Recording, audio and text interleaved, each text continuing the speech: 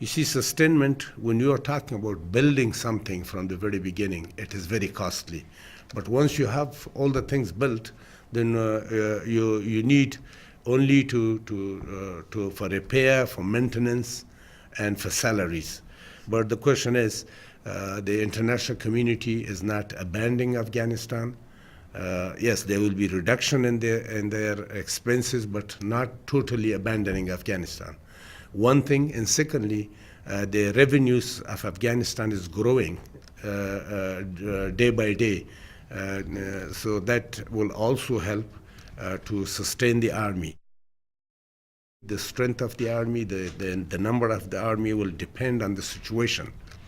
If we are able, according to the plan, to contain insurgency and bring stability to the limit, to the required limit, then time will come when we are moving towards full security in Afghanistan.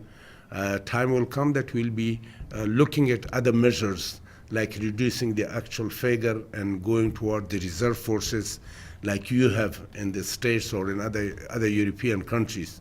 The active army or the active force of many countries, not always the same when they need it in crisis, but usually they are supported by reserve forces, reserve components. So we are thinking about building reserve for the future that will not cost much. We are 176,000 plus, which means we don't have any recruiting problem. In fact, we are selective now about recruiting. In the last 2 months, we turned over quite a bit of number of recruits because they were not up to the standard. So the recruiting is not a problem, and we will be able to reach the figure of 195,000 before November. So we are more selective today because we have highest demand from volunteers to come to the army. So we are, and also we are in the point that we are about to reach the final figure. So we are trying to have the best and select the best. Training is a process, a continuous process, whether you are in peacetime or in wartime. Any army, any military force needs training continuously. And to specialize the army, you have to continue with the branch schools and specialized training. The mentors that will be needed mainly will be in the area of specialization, to specialize the army. Today, the ANA is now well-trained in basic training, well-trained and equipped to fight insurgency. And 80% of the operation are now conducted independently by ANA. Independent, the only thing there is that we still need enablers, so there will be requirement for fire support and evacuation, logistic support. So other than that, the actual fighting is planned independently, and we do it. The only thing that we coordinate with the ISAF is in case we need fire support by air or close air support or evacuation, then they help. By air or close air support or evacuation, then they help. ANA is now with very, very good training, with very high morale, and they are fighting very bravely. And that's very clear to the whole international community, and that's an institution that your investment on this institution is cost effective. It is not lost. Our security forces have got so much expertise on this that they can tell a guy walking and they know him in a distance. And they have captured many people.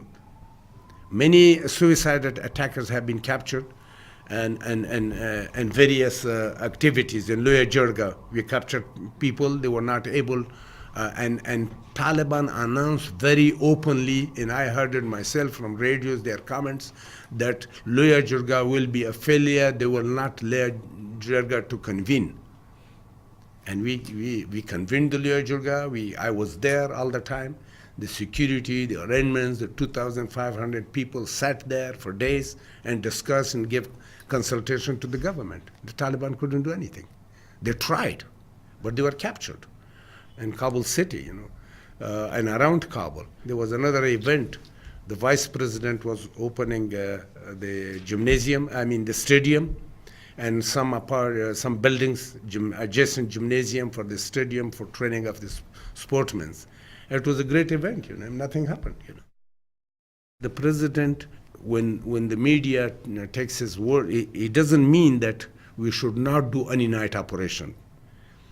What he means is the night operation must be conducted by the Afghans without harming the civilian people. We need the helicopters, we need the fire support, because for night operations you have to be very, very quick with the action. So for that you need special operational capabilities. And that is, we are not still in the position to have all the helicopters available with the night vision, with all those operations. So we still depend on the ISAF special forces operations at night with us.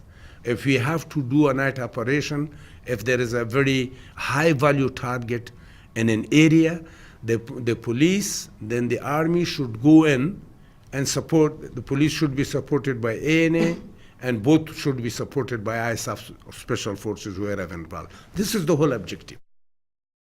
If you are not optimistic, that pessimism is a sign of failure, So as a soldier, I'm always optimistic. If I'm not optimistic, I fail my mission.